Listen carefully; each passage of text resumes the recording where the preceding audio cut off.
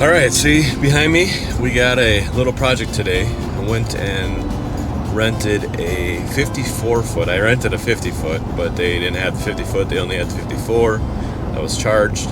So I went and rented a 54 foot man lift, and we've got some tree trimming to do.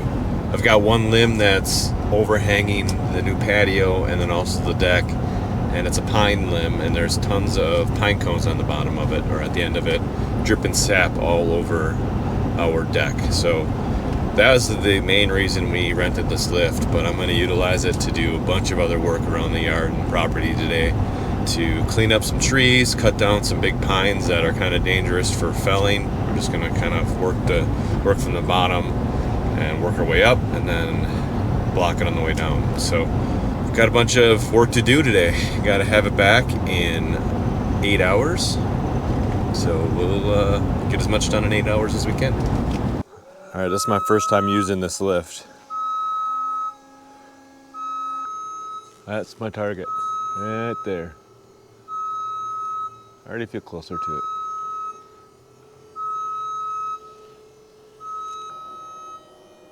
This scares me. This scares me just a little bit. Woo! My first thought is I cut it and then let it rotate, and then it'll rotate under.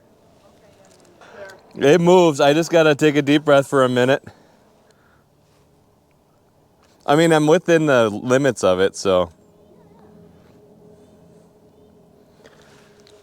I'm almost there. I feel like I can touch it.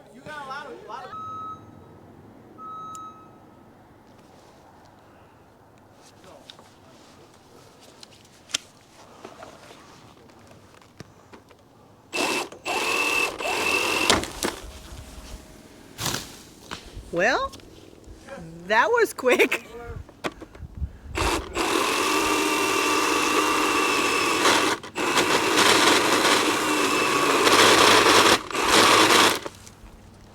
Well, the snapping of it, it broke right off as soon as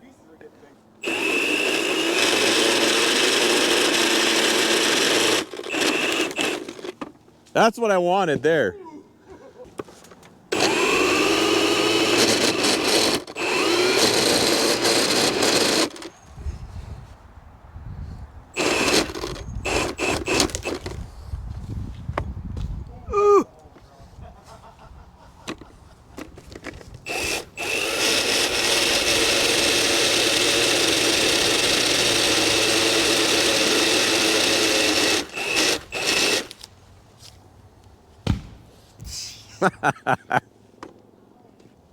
I feel like I could, like with this lift, I could almost cut all of it down.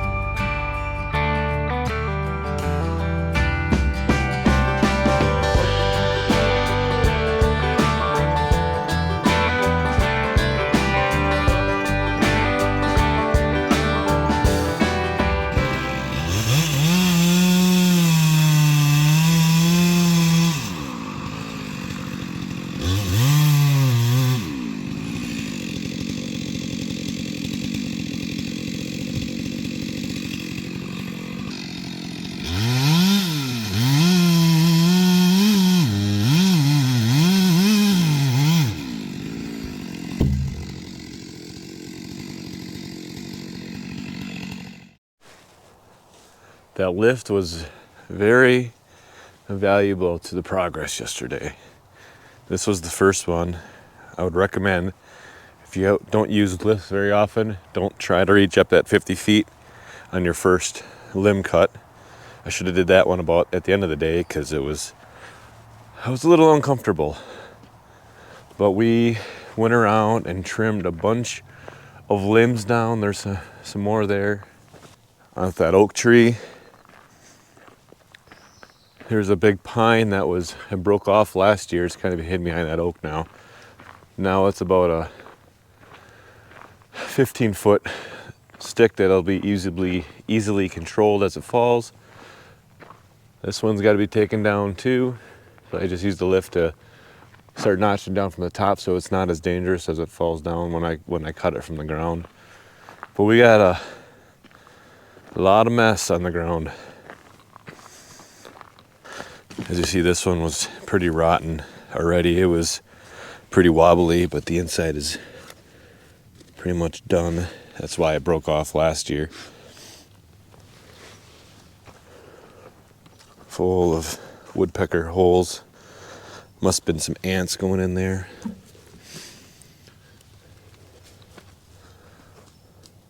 So we'll cut the rest of it down. And it gives room for these oaks to take off too, which is nice.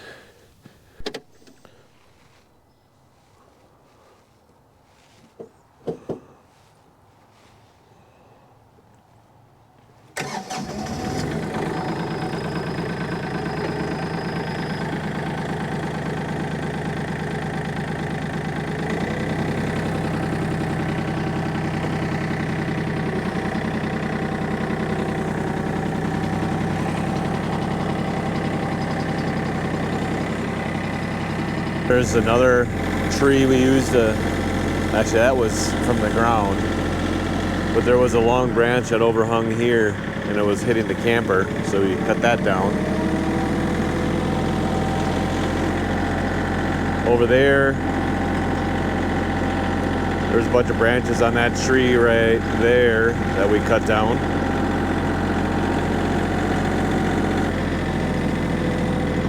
And the other big one was these two trees here I brought down because of the proximity to the road. You can't drop them that way to the left into the woods. You can't drop them back towards us because the power lines are right here. So I just took the lift, worked up, delimbed them, and then chopped them down from the top. And everything was piled up below. So we'll get the firewood stand out of the way because we'll need access to get the limbs out. And then get the remaining of these trees cleaned up. Priority number one.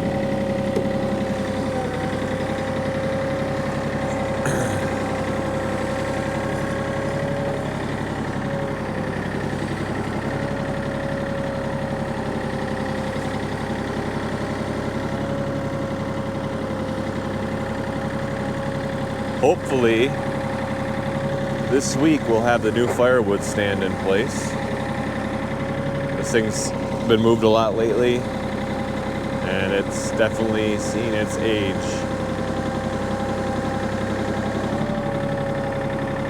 This tractor can pick up, for the most part, the whole thing. I probably could use a little more ballast, as it'll get a little wobbly here and there, but I can do it.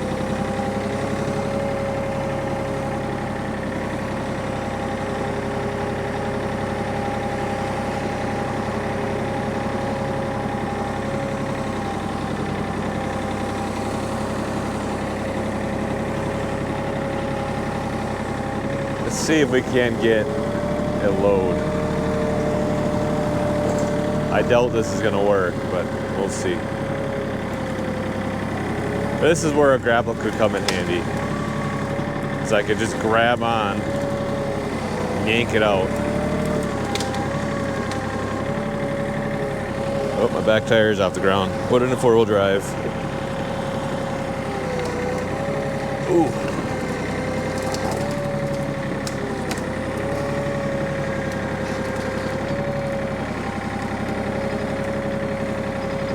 I got something. Oh, I lost the chainsaw.